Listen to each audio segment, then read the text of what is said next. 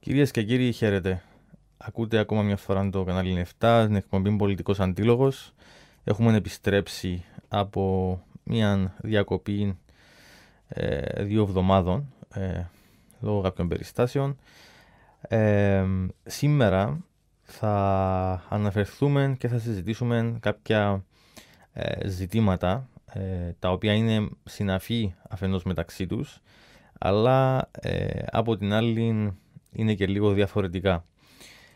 Θα έχω μαζί μου σύντομα την κυρία Άννα Θεολόγου, οικονομολόγων, με την οποία θα συζητήσουμε τα τεστ αντοχής, τα λεγόμενα των τραπεζών, τα αποτελέσματα των οποίων είχαν βγει την περασμένη Κυριακή. Και αργότερα, στο δεύτερο μέρος μετά το δελτίο ειδήσεων, θα έχουμε μαζί μας τον Ανδρέα Θεμιστοκλέους, ο οποίος είναι διεθνολόγος με ειδίκευση στην διεθνή πολιτική οικονομία, με τον οποίο θα συζητήσουμε κυρίως την μεγάλη εικόνα της οικονομίας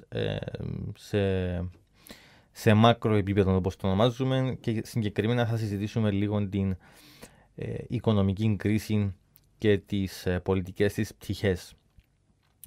Προς το παρόν όμως θα ήθελα να αναφερθώ λίγο στις πρόσφατες εξελίξεις σε ό,τι αφορά την ΑΟΣ, την αποκλειστική οικονομική ζώνη της Κύπρου, και στις προκλήσεις της Άγκυρας με τον Μπαρμπαρός, το πλοίο το οποίο κάνει έρευνες, και τις φρεγάτες που το συνοδεύουν, τις στρατιωτικές. Έχει αναφερθεί επίσης ότι υπάρχει και έναν υποβρύχιο στρατιωτικών κοντά στην περιοχή.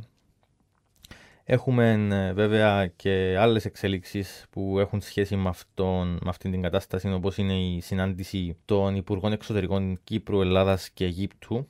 Μια συμμαχία, ή αν θέλετε συνεργασία καλύτερα, η οποία ξεκίνησε και με αφορμή την αλλαγή καθεστώτος στην Αίγυπτο, όποτε και η Αίγυπτος έκανε μια στροφή μακριά από την Τουρκία και προς την Ελλάδα και την Κύπρο, λόγω και της διάρρηξης των σχέσεων που επήλθε μεταξύ Τουρκίας και Αιγύπτου, η οποία βέβαια παρακινήθηκε από τη συμπεριφορά του Τούρκου Προέδρου πλέον, Ρετζέπ Ταΐπ Ερντογάν, ο οποίος τότε βέβαια ήταν πρωθυπουργός.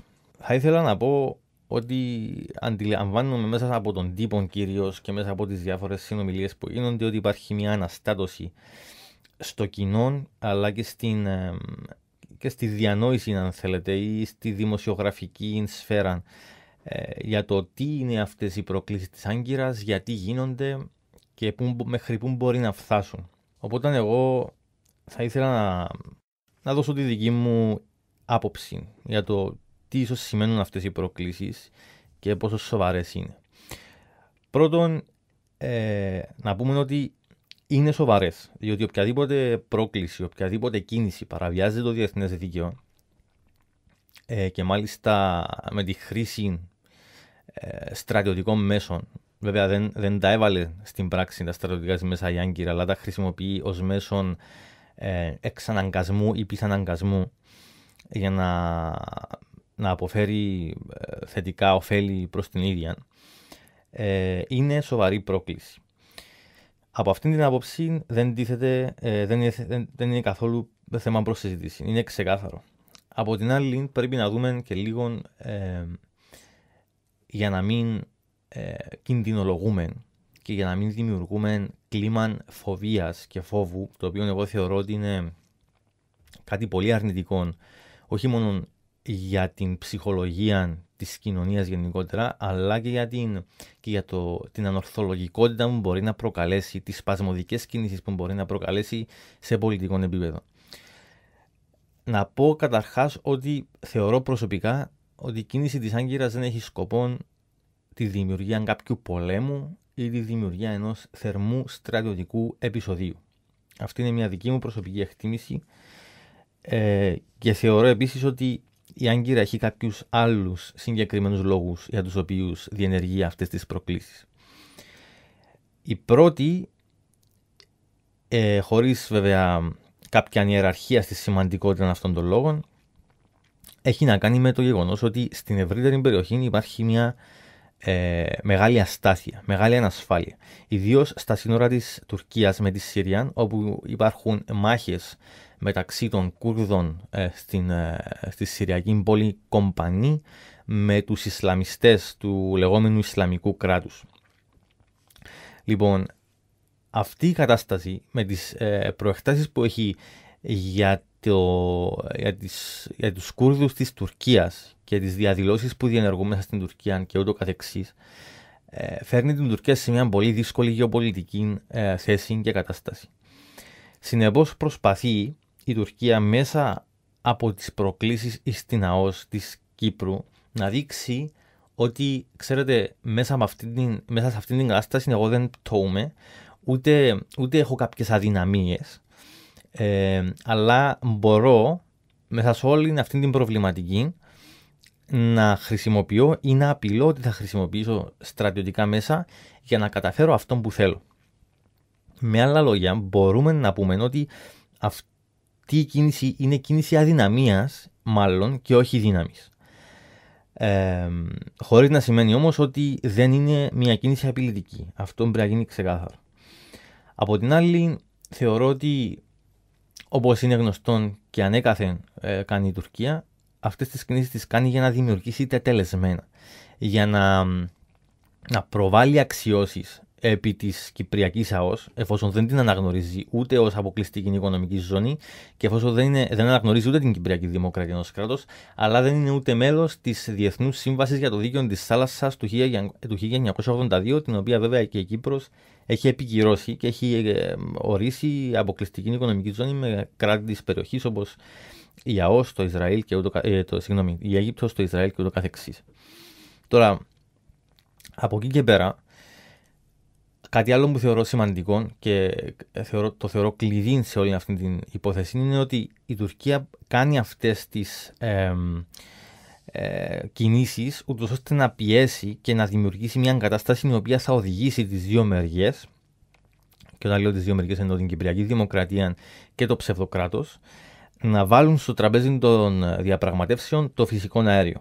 Το φυσικό αέριο αυτόν, όπως λέει η Άγκυρα, συνήθως θέλει να είναι υπό την συνιδιοκτησία των δύο κοινοτήτων. Και αυτόν το είπε, αν δεν κάνω λάθος, χθες και ο λεγόμενος πρέσβης της Τουρκίας στα κατεχόμενα, ο Χαλίλ Ακτσά. Είναι αυτόν που έχω στο μυαλό του ως λύση. Είναι η λεγόμενη συνομοσπονδία, έναν που είναι πιο κοντά, όχι σε έναν ενιαίο κράτος, αλλά πιο κοντά σε δύο κράτη, δύο ξεχωριστά κράτη, και θέλουν βεβαίως τη δική τους ίση και ακριβοδίκαια μοιρασμένη, αν θέλετε, μερίδα του φυσικού αερίου. Και αυτή είναι κάτι βασικό το οποίο προσπαθεί να καταφέρει η Άγκυρα μέσα από τις κινήσεις της. Κάτι άλλο που προσπαθεί να καταφέρει και έχει να κάνει και με την κατάσταση στην ευρύτερη Μέση Ανατολή και συγκεκριμένα στη Συρία και το Ιράκ, είναι να πιέσει τις Ηνωμένες Πολιτείες συγκεκριμένα και όχι την Κύπρο, να δημιουργήσει μια κατάσταση την οποία θα μπορέσει να εξαργυρώσει με ανταλλάγματα σε ό,τι αφορά τη Συρία. Όπως γνωρίζουμε, η Τουρκία θέλει να ρίξει το καθεστώς Άσαντ της Συρίας. Θέλει επίσης να εξοντώσει το Ισλαμικό κράτος και δεν θέλει την αυτονομία των Κούρδων. Είναι δηλαδή τρία μέτωπα με τα οποία είναι αντιμέτωπη η Τουρκία αυτή τη στιγμή. Συνεπώς, ένας από τους λόγους που δημιουργεί αυτή την κατάσταση στην Ανατολική Μεσόγειο, στα νότια της Κύπρου, είναι ούτως ώστε να υπάρχει ένα ζήτημα στο οποίο κάποια στιγμή ίσως η Τουρκία θα μπορεί να δεχθεί πιέσεις από τις Ηνωμένες Πολιτείες για να αποκλιμακώσει την κατάσταση, με αντάλλαγμα όμως οι Ηνωμένες Πολιτείες να βοηθήσουν την Τουρκία να πετύχει τους δικούς της στόχους στη Συρία και στη Μέση Ανατολή, οι οποίοι στόχοι, όπως είπα, είναι η κατάρριψη του καθεστώτος Άσαντ, το οποίο θα βοηθήσει την Τουρκία να εγκαθιδρύσει καλύτερα την δύναμη της στην περιοχή με ένα νέο καθεστώς το οποίο θα ήταν πιθανώς φιλοτουρκικό, να αποτρέψει τη δημιουργία Συριακού κράτους στην Συριακού Κουρδιστάν στη Συρία στα πρότυπα του Ιρακινού Κουρδιστάν και συνεπώς να αποτρέψει περαιτέρω προεκτάσεις αρνητικές μέσα στα δικά της σύνορα. αλλά και να καταπολεμήσει επιτυχώς το Ισλαμικό κράτος. Κάπου εδώ θα το αφήσω και ίσως ξανανοίξουμε αυτή τη συζήτηση κάποια άλλη στιγμή, διότι είναι πολύ ενδιαφέρουσα και πολύ βασική για τους στόχους της Τουρκίας και το κυπριακό ζήτημα. Και θα προχωρήσω αμέσως στο κομμάτι της οικονομίας, όπως είπαμε και στην αρχή. Έχω μαζί μου, όπως σας είπα, την κυρία Άννα Θεολόγου, οικονομολόγος. Σχολιάζει αρκετά αυτόν τον καιρό την κατάσταση η οποία είναι σε εξέλιξη με τις τράπεζες, με την οικονομία και ούτω καθεξής. Και συγκεκριμένα θέλουμε να δούμε τις εξελίξεις με τα λεγόμενα stress test. Καταρχήν, Άννα, σε καλωσορίζω. Ευχαριστώ που είσαι μαζί μας. Ευχαριστώ για την πρόσκληση. Είναι αρκετά δύσκολη η φάση που περνούμε, αρκετά κρίσιμη, μπορούμε να πούμε. Είχαμε αυτά τα stress test τα λεγόμενα. Μπορείς να μας κάνεις ένα αρχικό σχόλιο και για τους ακροατές μας κυρίως, να αντιληφθούμε όλοι τι είναι αυτά τα stress test με λίγα λόγια? Τα τεστ αντοχής έχουν να κάνουν με το κατά πόσον οι τράπεζες μπορούν να ανταπεξέλθουν κάποιων σεναρίων που τους έχει επιβάλει η Ευρωπαϊκή Κεντρική Τράπεζα από άποψη κεφαλαιακής επάρκειας. Δηλαδή, σε ακραίες περιπτώσεις προβληματικών καταστάσεων, δηλαδή αυξημένης έλλειψης ρευστότητας, παραδείγματος χάρη, ή σοβαρής οικονομικής δυσχέρειας από άποψη των οργανισμών, των τραπεζών, αν μπορούν να ανταπεξέλθουν. Δηλαδή δεν θα δημιουργήσουν περαιτέρω προβλήματα στις οικονομίες των χωρών που βρίσκονται. Έχει να κάνει με την ικανότητα τους να δίνουν δάνεια ή κάποιες άλλες τραπεζικές διεργασίες? Έχει να κάνει με την ικανότητα τους να κρατούν υγιείς λογαριασμούς από άποψη εταιρείας, από άποψη επιχείρησης. Δηλαδή, αν τα κεφάλαια τους είναι επαρκή, αν μπορούν να ανταπεξέλθουν κάποιες ακραίες περιπτώσεις. Και πότε είχε γίνει είχε την περασμένη εβδομάδα που βγήκαν τα αποτελέσματα, ή μάλλον την περασμένη Κυριακή είχαν βγει τα αποτελέσματα αυτών των τεστ, των οποίων είχαν διενεργηθεί, αν δεν κάνω λάθος, σε 130 τράπεζες της Ευρώπης. Μάλιστα. Όσον αφορά τα δικά μας, τις δικές μας τις τράπεζες τουλάχιστον, ή αν μπορείς να μας πεις και μια εικόνα μεγαλύτερη, ήταν γενικά θετικό το αποτέλεσμα αυτού του τεστ του πανευρωπαϊκού? Παρουσιάστηκε η Ευρωπαϊκή Κεντρική Τράπεζα ότι ήταν θετικό σε σχέση με τα αναμενόμενα που πίστευαν ότι θα ήταν σε χειρότερη κατάσταση. Δηλαδή πίστευαν ότι θα υπάρχουν σοβαρότερα ποσά κεφαλαιοχικής ανεπάρκειας των τραπεζών, και σε αυτό το ζήτημα φάνηκε ότι έχουν πιο λίγες ανάγκες οι τράπεζες. Αυτό όμως δεν σημαίνει ότι είναι κατ' επέκταση και καλό, διότι η ανάγκη υπάρχει. Ναι. Πρέπει να δούμε πώς θα καλύψουν αυτές τις ανάγκες. Το ότι είναι 25 τράπεζες σε όλη την Ευρωπαϊκή Ένωση και είναι τράπεζες και από την Ιταλία, οι σοβαρότερες από την Ιταλία ή από την Αυστρία, από την Γερμανία, από την Ελλάδα, από την Κύπρο. Σοβαρές τράπεζες, οι οποίες θέλω να πω ότι αφορούν στην ουσία σχεδόν όλη την επικράτεια της Ευρωπαϊκής Ένωσης, είναι ένα ζήτημα. Δηλαδή δεν παρουσιάζεται μεμονωμένα σε συγκεκριμένες περιοχές της Ευρωπαϊκής Ένωσης. Όπως λέγαμε αρχικά ότι, ξέρεις, ο Νότος παρουσιάζει τα πιο σοβαρά προβλήματα οικονομικής κρίσης. Εάν που επηρεάζει σε μεγάλο βαθμό, αλλά εάν ήταν το μόνο πρόβλημα, θα βλέπαμε ότι παραπάνω οι χώρες του Νότου και οι τράπεζες του Νότου στην ουσία αντιμετωπίζουν το συγκεκριμένο πρόβλημα. Αλλά δεν είναι έτσι τα πράγματα. Άρα είναι λόγω της ένωσης που υπάρχει, της τραπεζικής σύνδεσης, ας το πούμε, που υπάρχει μεταξύ των τραπεζικών ιδρυμάτων της Ευρωπαϊκής Ένωσης, επηρεάζεται όλη η Ευρωπαϊκή Ένωση. Καταρρίπτεται νομίζω και ένας μύθος που λέει ότι η κρίση υφίσταται μόνο στον νότο της Ευρωπαϊκής Ένωσης. Ναι, δυστυχώς επηρεάζει όλη την επικράτεια. Είναι πλέον, ίσως είναι θέμα χρόνου να δούμε και σε μεγαλύτερο βαθμό τις επιπτώσεις της κρίσης και στο βορρά, στη Δυτική Ευρώπη και ούτω καθεξής. Τώρα, για τις δικές μας τις τράπεζες, αν μπορείς να μας πεις λίγα λόγια, κάποιες νομίζω κάποιες πέτυχαν, κάποιες απέτυχαν, αλλά νομίζω υπάρχει και μια διάκριση που γίνεται μεταξύ του 2013 και του 2014. Ναι, ακριβώς. Τα stress test αφορούσαν τις συνθήκες μέχρι τις 31 του 12 του 2013. Δηλαδή, ό,τι είχε γίνει μέχρι το τέλος του χρόνου. Το τι έγινε το 2014 στην ουσία δεν έχει να κάνει απόψη ανάλυσης και μελέτης μέσα στα συγκεκριμένα τεστ αντοχής. Δεν καλύπτουν το 2014, δηλαδή καθόλου. Στην ουσία καθόλου. Okay. Άρα με βάση τις συνθήκες του 2013 και οι 3 τράπεζες από τις 4, διότι η Russian Commercial είχε πετύχει τα τεστ εξ αρχής, οι 3 τράπεζες μας, η Τράπεζα Κύπρου, Συνεργατισμός και η Ελληνική, δεν παίρνουν τα stress test. Το ότι ήρθε η Τράπεζα Κύπρου Σεπτέμβριο και έκαμε αύξηση κεφαλαίου 1 δις και ο Συνεργατισμός μέσα στον Μάιο-Ιούνιο έκαμε αύξηση κεφαλαίου 1,5 δις, θεώρησαν ότι αυτό είναι αρκετό για να πούνε ότι περάσαμε τα stress test. Ναι. Εγώ δεν το θεωρώ αρκετό, διότι το 2014 δεν έχει να κάνει μόνο με την αύξηση κεφαλαίου. Έχει να κάνει και με εκροές καταθέσεων. Έχει να κάνει και με αύξηση των μη εξυπηρετουμένων δανείων. Παράγοντες οι οποίοι για τα stress test του 2013 ελήφθηκαν υπόψη. Άρα δεν μπορούμε να παίρνουμε μεμονωμένα δεδομένα και να θεωρούμε ότι αυτά τα δεδομένα και μόνο είναι επαρκή για να μας καλύψουν και να παρουσιάσουμε τα γεγονότα τόσο θετικά όσο θέλουμε να δείξουμε. Να τα δείξουμε θετικά. Αλλά στην ουσία υπάρχουν κάποια πράγματα τα οποία μας κρατούν, ας το πούμε, ακόμα σε αναμμένα κάρβουνα για το πώς θα εξελιχθεί η κατάσταση στο τραπεζικό σύστημα. Εκτός από την Russian Commercial που επέτυχε, τα αποτελέσματα για τις υπόλοιπες μας τράπεζες ήταν 4 νομίζω που... Συνολικά 4, οι 3 απέτυχαν. Εκτός από τη Russian δηλαδή απέτυχαν. Ναι. Διότι λέγεται, κάπου διάβασα ότι μόνο η ελληνική απέτυχε, κάπου είχα διαβάσει. Ναι, η ελληνική δεν έκαμε επαρκή αύξηση κεφαλαίου. Χρειάζεται ακόμα έναν 176, αν δεν κάνω λάθος, εκατομμύρια για αύξηση κεφαλαίου. Αλλά θεωρούν ότι αυτό θα γίνει με αντλήση ιδίων κεφαλαίων από τους μετόχους, τους υφιστάμενους της ελληνικής, οπότε δεν θα υπάρξει πρόβλημα. Έχουν ένα χρονικό περιθώριο 6 με 9 μήνες για να καλύψουν τα κεφαλαία τους. Αλλά θα ήθελα να δω και stress test τέλος του 2014.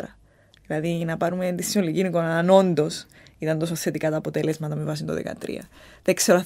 Δεν ξέρω αν θα γίνει, συνήθως γίνονται κάθε 2 χρόνια.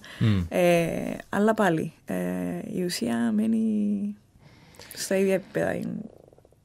Βλέπεις κάποιες επιπτώσεις σε ό,τι αφορά τη λειτουργία των τραπεζών στο μεσοπρόθεσμα ίσως, που προκύπτουν βέβαια από αυτά τα αποτελέσματα? Αν θα έχουν τη δυνατότητα οι τράπεζες, ας πούμε, να συνεχίσουν να λειτουργούν κανονικά, ή αν θα προκύψει κάποιο πρόβλημα στο κοντινό μέλλον? Να το πάρουμε από τη θετική του πλευρά, όπως το παρουσιάζει η κυβέρνηση. Για να δείξουν οι τράπεζες ότι μπορούν να σταθούν στα πόδια τους, πρέπει να δούμε χειροπιαστά ζητήματα. Δηλαδή, να μειώσουν τα επιτόκια στα υφιστάμενα δάνεια, να γίνει σωστή αναδιάρθρωση των δανείων, να αυξήσει η ρευστότητα, να δοθούν δάνεια. Εάν γίνουν αυτά τα πράγματα, ναι, μπορώ να έχω ελπίδες. Εάν δεν γίνουν αυτά τα πράγματα άμεσα, ίσως να μην είναι τόσο εύκολο να λέμε ότι όντως ήταν επιτυχία τους ή ότι όντως μπορούν να ανταπεξέλθουν. Θέλω να πιστεύω ότι θα ανταπεξέλθουν. Θέλω να πιστεύω ότι θα μειώσουν τα επιτόκια. Θέλω να πιστεύω ότι θα αυξηθούν τα δάνεια. Θα δείξει όμως. Και όταν λέμε άμεσα, εννοούμε άμεσα, όχι σε 1 μήνα, σε 2 μήνες. Άμεσα μιλούμε και τέλος της άλλης εβδομάδας ή τέλος αυτής της εβδομάδας. Υπάρχουν κάποιες ενδείξεις από τράπεζες, ίσως από δηλώσεις, που να λένε ότι είναι διατεθειμένες να κάνουν αυτές τις αλλαγές? Είτε κάποιες αναδιαρθρώσεις, είτε ίσως να αυξήσουν τα δάνεια που δίνουν, διότι τώρα γνωρίζουμε ότι είναι πολύ στενά τα πράγματα. Από εμπορικές τράπεζες όχι, αλλά η κεντρική τραπεζίτης είπε ότι τώρα θα φωσιωθούν, ας το πούμε, στο πώς θα μειώσουν τα επιτόκια και στο πώς θα δοθούν τα δάνεια. Ευχόμαι να μην τους πάρει πολύ καιρό όμως αυτή η διαδικασία. Τα ζητήματα είναι άμεσα και τα προβλήματα είναι άμεσα στο να επιληθούν. Χρειάζεται άμεση ανταπόκριση. Διότι και κακά τα ψέματα, και δυστυχώς ή ευτυχώς θα λέγει κανείς, εγώ θα έλεγα δυστυχώς, η κοινωνία είναι εξαρτώμενη από τις τράπεζες. Βεβαίως είναι εξαρτωμένοι. Και αυτή η κατάσταση έχει άμεσες επιπτώσεις στο επιχειρήν, στο πώς ζούμε. Δεν κινείται χρήμα. Δεν κινείται το χρήμα. Εάν δεν μειώσεις τα επιτόκια, δεν δώσεις ρευστότητα, δεν δημιουργείς κυκλοφορία του χρήματος. Και όταν μιλάμε για να μειωθούν τα επιτόκια, δεν λέμε απλά για να μειωθούν 1 με 2 ποσοστίες μονάδες. Υπάρχουν επιτόκια και επιτόκια στην Ευρωπαϊκή Ένωση που εμείς ίσως να θεωρούμε και εξωπραγματικά. Παραδείγματος χάρη στο Βέλγιο, δανείζεσαι με επιτόκιο 0,5%. 0,5% και στα 5 χρόνια 0%. Γιατί οι ίδιοι όταν κρατούν κεφάλαια στις τράπεζες καθετικά, σε υποχρεώνουν να τους πληρώνεις για να σου φυλάουν τα κεφάλαια τους. Δηλαδή είναι κάπως τιμωρητικά τα καταθετικά επιτόκια. Και όπως έχει δώσει ήδη η Ευρωπαϊκή Κεντρική Τράπεζα, αρνητικά επιτόκια στις καταθέσεις και χαμηλά επιτόκια στα δανειστικά, για να κινηθεί το χρήμα. Πρέπει και εμείς να αρχίσουμε να λειτουργούμε με αυτόν το σύστημα, αν θέλουμε να θεωρούμαστε χώρα μέλος της Ευρωζώνης και να θεωρούμε ότι έχουμε μία ενιαία, να το πούμε, ότι το ευρώ είναι ενιαίο. Διαφορετικά, τι είμαστε μέσα στο ευρώ, αν συνεχίσουν οι συνθήκες να είναι οι ίδιες. Στα πλαίσια της Ευρωζώνης, αφού πήγαμε εκεί, θεωρείς ότι η αντιμετώπιση δική μας δεν είναι στην ίδια γραμμή ή δεν συνάδει με την αντιμετώπιση των υπόλοιπων κρατών της Ευρωζώνης ή στην αντιμετώπιση της κρίσης ή τουλάχιστον στον τραπεζικό τομέα? Θέλω να πιστεύω ότι δεν ισχύει αυτό το πράγμα. Θέλω να πιστεύω ότι είναι ενιαία, ας το πούμε, η πολιτική. Τώρα, εννοείται ότι λόγω των μεγεθών των χωρών που βρισκόνται στην Ευρωζώνη αλλού είναι πιο μεγάλα συμφέροντα, αλλού είναι πιο μικρά συμφέροντα. Οπότε κάποια πράγματα αντιμετωπίζονται με διαφορετική σκοπιά. Παραδείγματος χάρη η Ιταλία ή η Γαλλία που αντιμετωπίζουν σοβαρά προβλήματα, αλλά προς τα έξω δεν έχουν βγει ακόμα τα προβλήματα τους στην ουσία. Ναι. Θέλω να πιστεύω ότι μας λαμβάνουν το ίδιο σοβαρά υπόψη. Ότι ενδιαφέρονται στην τελική και για την καλύτερη κατάσταση της οικονομίας μας, και όχι μόνο εμάς και της Ελλάδας. Θα πιστεύω ότι θα μας βοηθήσουν στην τελική να αποκτήσουμε και εμείς τα πλεονεκτήματα εισαγωγικά που έχουν οι πολίτες άλλων κρατών χωρών μελών της Ευρωζώνης. Από άποψη, όπως σου είπα, επιτοκίων και δανείων. Θα περίμενε κανείς βέβαια ότι μια μικρή χώρα όπως την Κύπρο δεν θα ήταν τόσο δύσκολο να βοηθήσει η Ευρωζώνη ή να βοηθηθούμε και εμείς ήδη τέλος πάντων στο να αντιμετωπίσουμε το πρόβλημα. Δεν μιλάμε για Γερμανία, δεν μιλάμε για Γαλλία, μιλάμε για μια Κύπρο. Σίγουρα, και όταν είχαμε ζητήσει και το ποσό του δανείου, της δανειακής σύμβασης που είχαμε συνάψει με την Τρόικα και τον Ευρωπαϊκό Μηχανισμό Στήριξης, για κάποιους θεωρόταν μηδαμινό ποσό σε σχέση με τα ποσά που επικράτουν στην Ευρωζώνη. Άρα, γιατί να μην βοηθούσες εξ ολοκλήρου χωρίς αυστηρά μέτρα, χωρίς ας το πούμε, να δημιουργείς περαιτέρω ύφεση της οικονομίας της Κύπρου. Είναι ανορθολογικό, θα λέγαμε. Έως έναν βαθμό είναι, αλλά θεωρούν ότι είναι στοχευμένα από άποψη μεγέθους. Δηλαδή, εκεί που σαν παραδείγματος χάρη η Ελλάδα έχει πάρει αστρονομικά ποσά από άποψη δανεισμού, λόγω του μεγέθους. Η Κύπρος έχει πάρει λόγω του δικού της μεγέθους. Άρα θεωρούν ότι είναι αναλογικά. Αναλογικά, ότι είναι σωστά. Ναι. Να πούμε και μια έτσι κουβέντα πριν κλείσουμε για το πώς βλέπεις λίγο πολιτικά το ζήτημα με τις τράπεζες. Δηλαδή, εκτός από την οικονομολογική συζήτηση, πώς βλέπεις την αντίδραση, την πολιτική αντίδραση της κυβέρνησης σε αυτήν την εξέλιξη? Θεωρείς ότι το χειρίζεται σωστά πολιτικά, λάθος πολιτικά, και αν αυτή η διαχείριση η πολιτική έχει κάποια επίπτωση, κάποια προέκταση στην οικονομική πτυχή του ζητήματος? Το να το παρουσιάζουν θετικά, προσπαθούν να επηρεάσουν την αγορά. Δηλαδή, μια θετική εξέλιξη θα επηρεάσει θετικά. Υποθετικά θα επηρεάσει θετικά την αγορά. Θεωρητικά θα αυξηθεί η εμπιστοσύνη στο σύστημα, θεωρητικά θα δοθεί μια όθηση γενικότερα στην εμπιστοσύνη και στην κυβέρνηση από άποψη χειρισμών. Και μελλοντικά θα τους δώσει έναν όπλο να θεωρούν ότι πέραν των όσων έγιναν λαθασμένων κινήσεων έγιναν στην οικονομία, το κούρεμα των καταθέσεων, το κλείσιμο της λαϊκής κτλ. Ότι έγινε και κάτι χειροπιαστό, παραδείγματος χάρη τα stress test, όπως τα παρουσιάζουν, στο να μπορούν να συνεχίσουν την ίδια οικονομική πολιτική και ότι πάμε καλά και ότι είναι σωστή η πορεία που ακολουθούμε. Δεν ξέρω κατά πόσον η αγορά τους πιστεύει όμως. Δεν ξέρω κατά πόσον πείθουν αυτές οι ανακοινώσεις που κατά την άποψή μου δεν είναι εντελώς τεκμηριωμένες από την πλευρά της κυβέρνησης. Παρουσιάζουν τα γεγονότα από τη δική τους σκοπιά και με τα δικά τους πολιτικά συμφέροντα. Αυτό πιστεύω.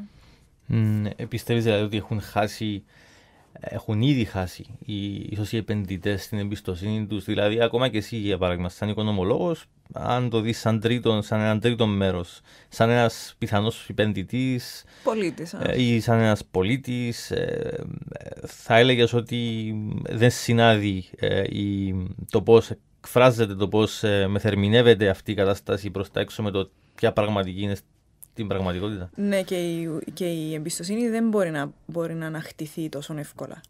Δεν μπορεί δηλαδή μέσα σε 1,5 χρόνο να πιστεύουμε ότι θα ανακτήσουμε την εμπιστοσύνη στο τραπεζικό σύστημα. Είναι αδιανόητο να το πιστεύουμε αυτό το πράγμα. Και είναι αδιανόητο η κυβέρνηση να θεωρεί ότι τώρα πλέον πάμε καλά και έχουμε ανακτήσει την εμπιστοσύνη. Δεν έχει ανακτήσει την εμπιστοσύνη. Ακόμα και το γεγονός ότι υπάρχουν στρατηγικοί επενδυτές μέσα στην Τράπεζα Κύπρου, όπως ο ΡΟΣ, παραδείγματος χάρη, και όσοι έχουν επενδύσει μετά την αύξηση κεφαλαίου στην Τράπεζα Κύπρου, αυτόν ακόμα το πράγμα δεν είναι κάτι το οποίο στην ουσία είναι θετικό. Ο κύριος ΡΟΣ επένδυσε στην Τράπεζα Κύπρου για να έχει έναν κέρδος. Πώς θα βγάλει αυτόν τον κέρδος? Θα βγάλει αυτόν τον κέρδος όταν η μετοχή της Τράπεζας Κύπρου μπει στο χρηματιστήριο, παραδείγματος χάρη. Όταν μπει στο χρηματιστήριο η μετοχή της Τράπεζας Κύπρου και υπάρξει μια ζήτηση από εξωτερικούς επενδυτές και ανεβεί η τιμή της μετοχής κτλ., ο κύριος Ρος θα πουλήσει τις μετοχές του. Ο κύριος Ρος θα βγάλει το κέρδος του. Δεν σημαίνει ότι θα μείνει στην Τράπεζα Κύπρου, γιατί η έννοια του είναι να επιβιώσει η κυπριακή οικονομία. Άρα να σκεφτόμαστε όλα τα παρεμφερή ζητήματα που επηρεάζουν την κατάσταση. Και ναι, είναι πολιτική τους απόφαση να μπουν ξένοι επενδυτές παρά να ζητήσουν αύξηση κεφαλαίου από τους υφιστάμενους μετόχους της Τράπεζας Κύπρου. Είναι πολιτική απόφαση, το οποίο είχε να κάνει με πολιτικά συμφέροντα. Λόγω των σχέσεων της κυβέρνησης με την Αμερική, λόγω της μείωσης των σχέσεων με τη Ρωσία. Γι' αυτό πιστεύω ότι δεν είναι τόσο χαρούμενα τα νέα μας. Ας ελπίσουμε ότι οι ίδιες πολιτικές αποφάσεις που παίρνουν μέτρα ίσως λανθασμένα ή βραχυπρόθεσμα να κάνουν κάτι για να πάρουν και κάποια πιο σωστά μέτρα, μακροπρόθεσμα, που θα είναι αποφασιστικές αποφάσεις που θα καθορίσουν, ας πούμε, θετικά την έκβαση της όλης κατάστασης. Μόνο να ελπίζουμε μπορούμε και να αναλύουμε. Λοιπόν, Ανά, κάπου εδώ θέλω να σε ευχαριστήσω. Εγώ σε ευχαριστώ. Εμείς, κυρίες και κύριοι, θα προχωρήσουμε σε ένα σύντομο δελτίο ειδήσεων και αμέσως μετά θα έχουμε μαζί μας τον Ανδρέα Θεμιστοκλέους για να συζητήσουμε τη μεγαλύτερη εικόνα της οικονομίας και συγκεκριμένα της παγκοσμίας οικονομικής κρίσης. Αμέσως μετά πάλι μαζί. Κυρίες και κύριοι, έχουμε επιστρέψει. Έχω μαζί μας, όπως είπα πριν, τον Ανδρέα Θεμιστοκλέους, πολιτικός επιστήμονας, διεθνολόγος, με μεταπτυχιακό στις διεθνείς σχέσεις και τη διεθνή πολιτική οικονομία από το Πανεπιστήμιο του Μπέρμιγχαμ. Έχει επίσης εμπειρία εργασίας στο Ευρωπαϊκό Κοινοβούλιο σε διάφορες επιτροπές και τον έχουμε μαζί μας σήμερα και με αφορμή έναν κείμενο επιστημονικό το οποίο έχει δημοσιεύσει σε έναν επίσης επιστημονικό τόμο σε σχέση με τις παγκόσμιες οικονομικές κρίσεις και την περιφερειοποίηση αλλά και τον περιφερισμό. Συγκεκριμένα η δική του συνεισφορά είχε να πραγματεύεται την παγκόσμια οικονομική κρίση στην εποχή της περιφερειοποίησης. Καταρχάς, Ανδρέα, χαίρετε. Ευχαριστούμε που είσαι μαζί μας. Πολύ καλησπέρα σας. Εγώ ευχαριστώ για την πρόσκληση. Θα αρχίσουμε λίγο έτσι, για να διαλευκάνουμε, για να εξηγήσουμε, να καταλάβουμε λίγο τι πραγματεύεται αυτό το κείμενο σου και γιατί είναι επίκαιρο ή σχετικό με τους καιρούς και τις καταστάσεις που ζούμε.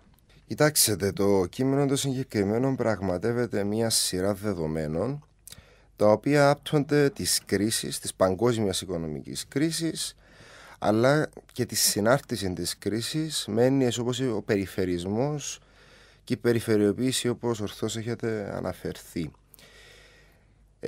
Αποτελεί πόνημα μιας μελέτης την οποία είχα ξεκινήσει κοντά στο 2010 με 2011 για σκοπούς ενός συνεδρίου βασικά στο οποίο είχα συμμετάσχει.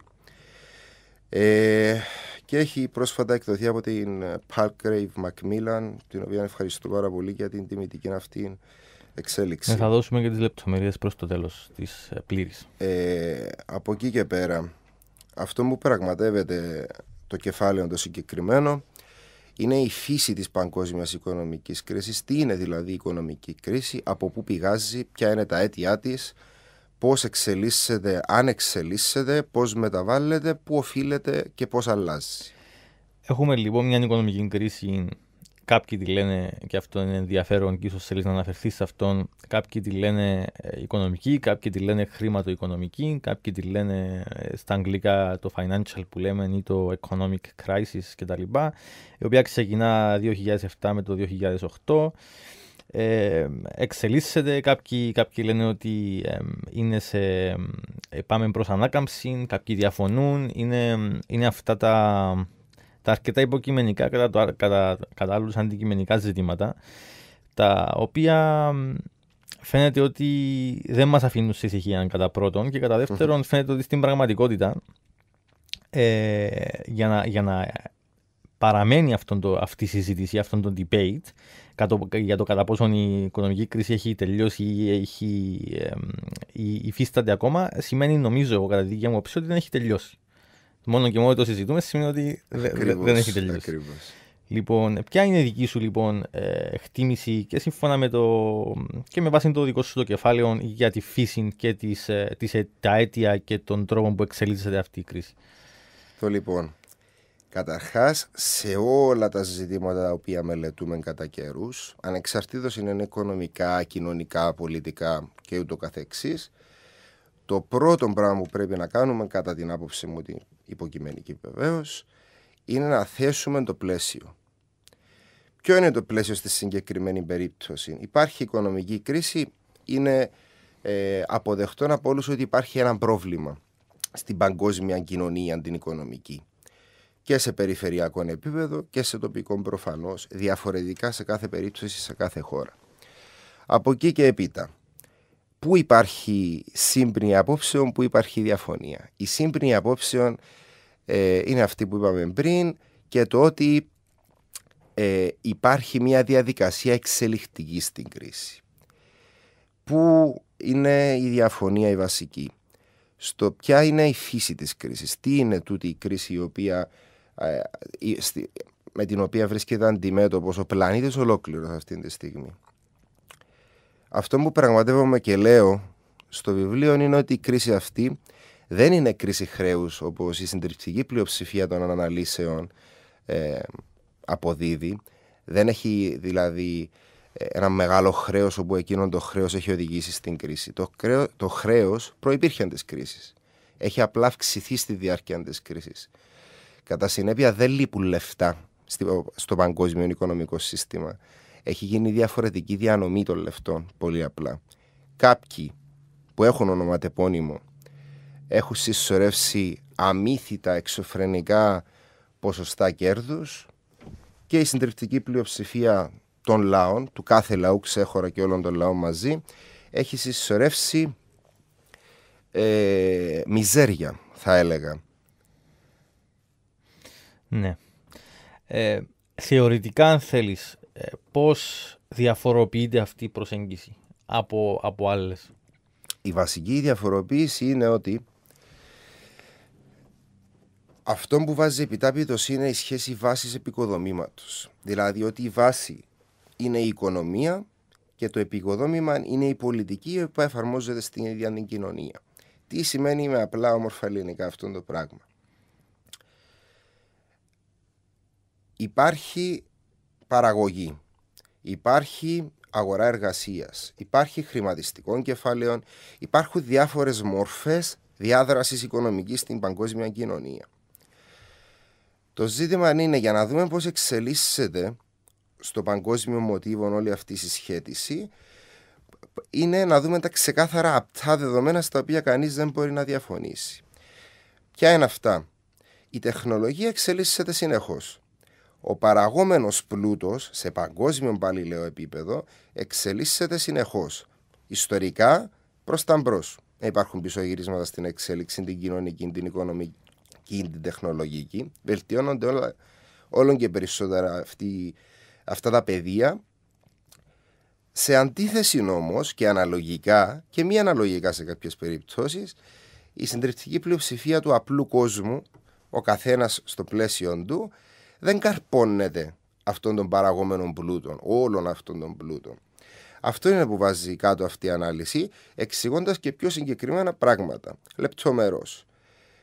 Προφανώς, εκ του τίτλου αντιλαμβάνεστε ότι το πεδίο δράσης της, το case studies που λέμε στα αγγλικά, η περιπτωσιολογία μας, έχει να κάνει με την ευρύτερη περιοχή της Ευρώπης, ως περιπτωσιολογία πάντα, έτσι, γιατί συμβαίνει και σε άλλες περιοχές του πλανήτη. Από εκεί πέρα, όσον αφορά και το πρώτο σκέλος της χρηματιστικής κρίσης, η προσωπική μου άποψη είναι ότι είναι λίγο υποκριτική η όλη συζήτηση που υπάρχει και γίνεται, χρησιμοποιώντας όρους χρηματιστικό, χρέος, μορφές διαχείρισης. Το απόλυτο παράδειγμα για του λόγου που αναφέρομαι να λεχθεί είναι πάλι στην περίπτωση της Ευρώπης κάτι το οποίο πραγματεύεται και το κεφάλαιο.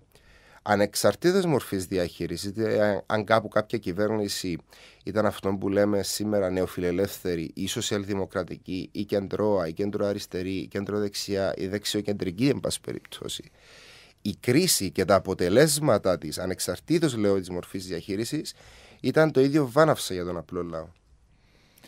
Ναι.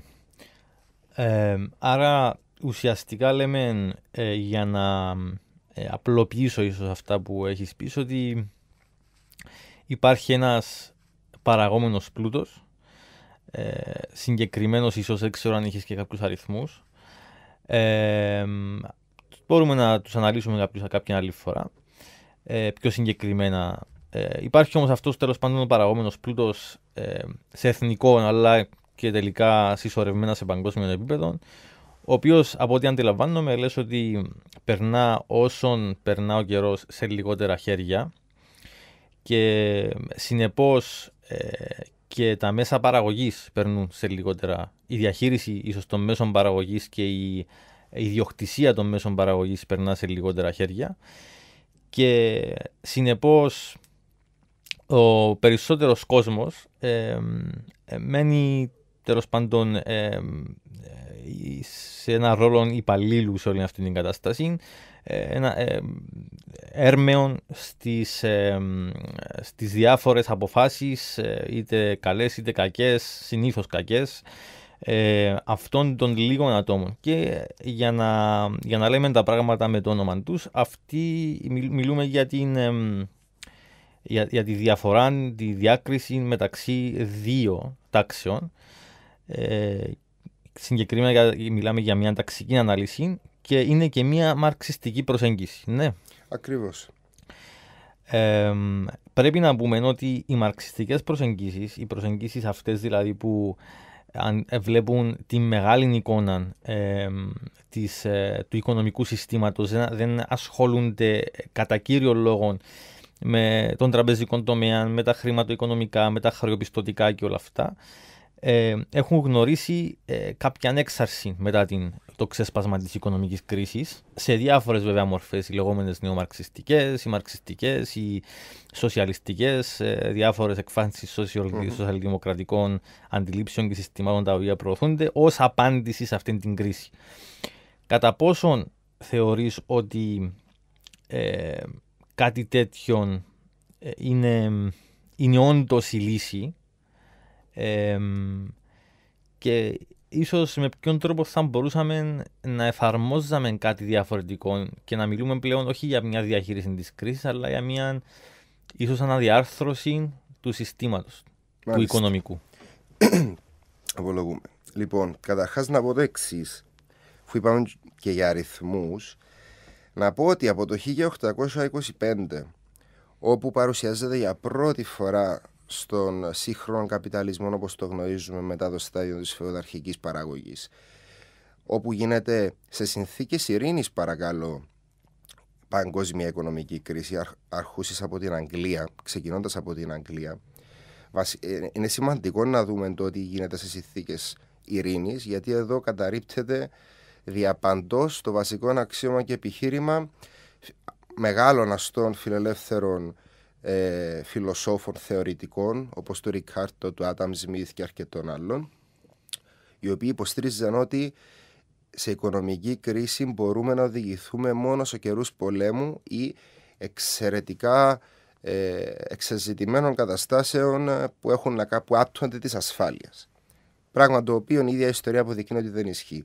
Έκτοτε, δηλαδή από το 1825 μέχρι και σήμερα, έχουν ξεσπάσει ανά το παγκόσμιο γύρω στις 22 κρίσεις, παγκόσμιες οικονομικές κρίσεις, μεγαλύτερης ή μικρότερης εμβέλειας. Κατά συνέπεια, η κρίση μοιάζει να είναι ένα φυσικό φαινόμενο το οποίο παρουσιάζεται κάθε 8 με 10 χρόνια. Δεν είναι ακριβώς φυσικό φαινόμενο όμως. Είναι εξηγήσιμο, μπορεί σχεδόν να προσδιοριστεί με μαθηματική ακρίβεια το πότε ξεσπά μια κρίση, ακριβώς εντοπίζοντας τη διαλεκτική σχέση βάσης επικοδομήματος. Είναι ιδιαίτερες λέξεις, δεν πολύ συνηθίζονται, αλλά έχουν ιδιαίτερη αξία και ουσία να ληφθούν υπόψη, ειδικά από αρκετούς φίλους συναδέλφους ακαδημαϊκούς και όχι μόνο που ασχολούνται με τέτοιου είδους ζητήματα, των οποίων το καθήκον κατά την προσωπική μου άποψη είναι να παλεύουν μέσα από τα γνωστικά και επιστημονικά εργαλεία για να καθοδηγήσουν τον κόσμο, τον λαό σε κάθε χώρα, αλλά και όλοι μαζί να διαμορφώσουν τάσεις, αντιδράσεις, δράσεις, ούτως ώστε να προβληματίσει προς μια θετικότερη κατεύθυνση την κατάσταση του κόσμου. Από εκεί και έπειτα, οι κρίσεις, καταρχάς η κρίση που βιώνουμε σήμερα, η παγκόσμια οικονομική κρίση υπερσυσσόρευσης κεφαλαίου, επαναλαμβάνω, δεν είναι η πρώτη φορά που παρουσιάζεται. Αντίστοιχου μεγέθους κρίση έχει γίνει άλλη μια φορά στην ιστορία, το 1929 με το 1933, η γνωστή ούτω καλούμενη πετρελαϊκή κρίση, απότοκο του Πρώτου Παγκοσμίου Πολέμου. Πού συνδέεται με την ερώτηση σας αυτό?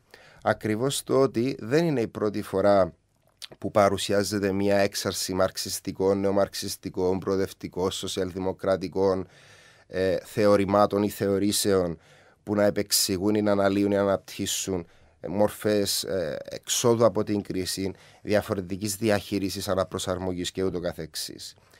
Βασιλιάς, θα μπορούσαμε να πούμε, αυτής της αλλαγής της τότε κρίσης ήταν ο Κέινς, ένας επιφανής οικονομολόγος της εποχής του, ιδιαίτερα αγαπητός και στις σημερινές μέρες, ο οποίος θα μπορούσε να θεωρηθεί ο πατέρας της σοσιαλδημοκρατίας.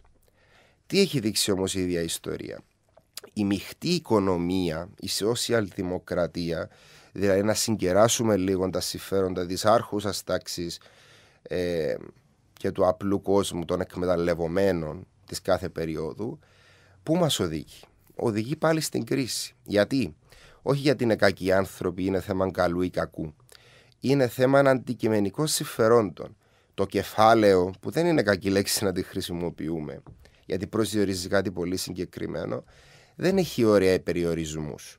Αποσκοπεί σε όλων και περισσότερων και μεγαλύτερων κέρδος, ποιοτικότερων κέρδος, πιο γρήγορα λεφτά, περισσότερα λεφτά, εξού και καταλήγει να έρχεται στη φάση της υπερσυσσόρευσης και της κρίσης. Τι σημαίνει δηλαδή υπερσυσσόρευση που την έχουμε αναφέρει ήδη 2-3 φορές?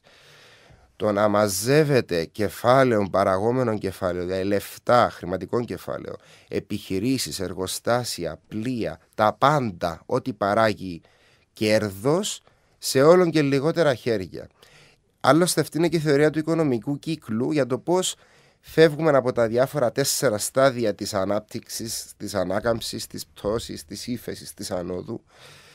Πώς περνά δηλαδή η κρίση στη φάση της ανάκαμψης και πώς επανέρχεται. Οι τρόποι δυστυχώς ή ευτυχώς είναι 2. Για να φύγουμε από την κρίση, που είναι η μία σχολή, υπάρχουν 2 τρόποι που συλλειτουργούν παράλληλα. Η βαθιά υποτίμηση της εργατικής δύναμης, δηλαδή η μείωση μισθών, εντατικοποίηση της εργασίας, στρατή ανεργίας παράλληλα, όσο αυξάνεται την εντατικοποίηση της εργασίας, περισσότερες ώρες δηλαδή και λιγότερη μισθή, μικρότερη μισθή, τόσο περισσότερο αυξάνονται και στρατή ανεργίας του επόμενου δηλαδή κύματος που θα χρησιμοποιηθεί για να καλύψει αυτόν τον κενό. Παράλληλα, τι άλλο συμβαίνει? Η φαλαινοποίηση των καρχαριών. Τι είναι αυτό το πράγμα? Από τις πολύ μεγάλες επιχειρήσεις που υπάρχουν, κάποιες θυσιάζονται στο βωμό ανάκτησης κεφαλαίου και επανακαθορισμού νέων πεδίων κερδοφορίας για το κεφάλαιο, όπως είπαμε. Τι συμβαίνει εδώ πέρα? Από τους διάφορους καρχαρίες που υπάρχουν, αν το θέσουμε έτσι, και τα μικρά ψάρια που είναι πιο κάτω, μεταξύ των καρχαριών γίνεται μεγάλο φαγοπότη. Κάποιοι εξαφανίζονται και κάποιοι γίνονται φάλαινες με αυτόν τον τρόπο. Μάλιστα. Επειδή έχεις αναφερθεί και στις περικοπές μισθών και σε όλα αυτά τα μέτρα τα οποία έχουμε γνωρίσει και εμείς τελικά εδώ στην Κύπρο, και τα οποία βέβαια ονομάζουμε μέτρα λιτότητας τα λεγόμενα, τι θέση θεωρείς ότι έχουν σε αυτήν την κρίση? Ποιος είναι ο ρόλος τους και γιατί εφαρμόζονται? Διότι γνωρίζουμε πολύ καλά ότι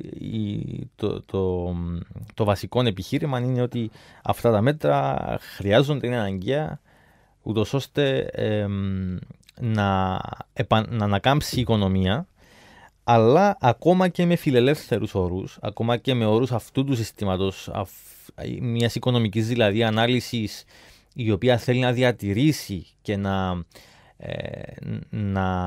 ενδυναμώσει, ίσως να διορθώσει, να εξηγιάνει αυτό το σύστημα, ο τρόπος που εφαρμόζονται τα μέτρα λέγεται από πολλούς ότι είναι ανορθολογικός. Ποια είναι η δική σου εκτίμηση?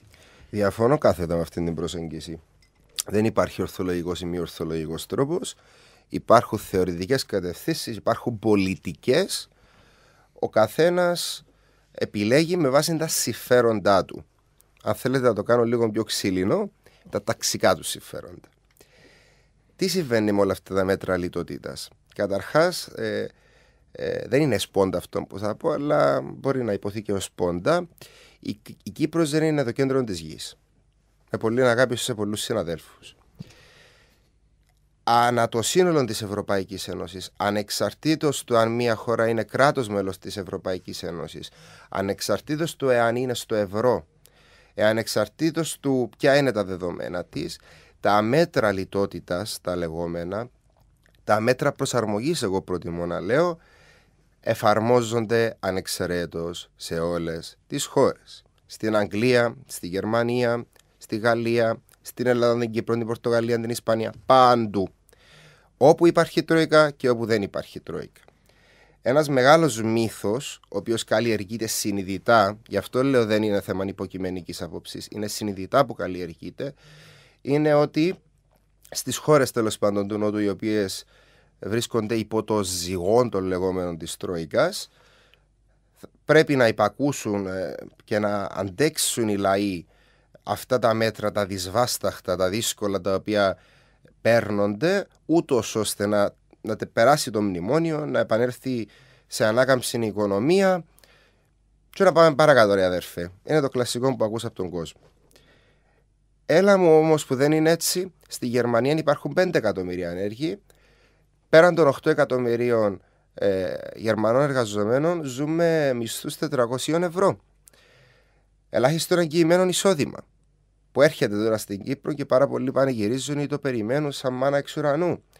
Υπάρχει ήδη στη Γαλλία και στη Γερμανία. Έχει πετύχει κάτι? Βέβαια έχει πετύχει. Να μην υπάρχει άνθρωπος που να μην έχει γάλα και νερό. Είναι κακό? Δεν είναι κακό. Είναι θετικό όμως το 2014 να πανηγυρίζω γιατί έχω γάλα και νερό να προσφέρω στα παιδιά μου? Το 2014, όπου έχουμε κατακτήσει, έχουμε πάει στο διάστημα, έχουμε τη γνώση και την τεχνολογία, να μην υπάρχει άνθρωπος που να πεινά, που να είναι άστεγος. Έχουμε περάσει από ιστορικά στάδια που δεν υπήρχαν ζητήματα όπως πείνα, ανεργία, να μην έχω σπίτι να μείνω. Όλα αυτά τα πράγματα δεν είναι θεωρήσεις ή υποκειμενικότητες. Είναι αντικειμενικά ζητούμενα. Για τον καθένα φυσικά έχει να κάνει με το σε ποιο μετερίζει βρίσκεται, έτσι. Άμα έχω κι εγώ 5 εκατομμύρια στην τράπεζα, 8 πολυκατοικίες, 18 αυτοκίνητα και δεν ξέρω τι μάνι και το κουμπό να φορέσω κάθε μέρα, προφανώς δεν έχω πρόβλημα με αυτή την κατάσταση και θα πω διάφορες αμπελοφιλοσοφίες ή θα μπλεχτώ σε διάφορες θεωρήσεις, ούτως ώστε να μπλέξω, να θολώσω κάπως τα νερά όσο γίνεται στα γυαλιά τα ήδη γδαρμένα του κόσμου, είτε θα είμαι ταξικός αποστάτης, να μιλήσουμε και πάλι ξύλινα, και θα πάω υπέρ του κόσμου. Μάλιστα.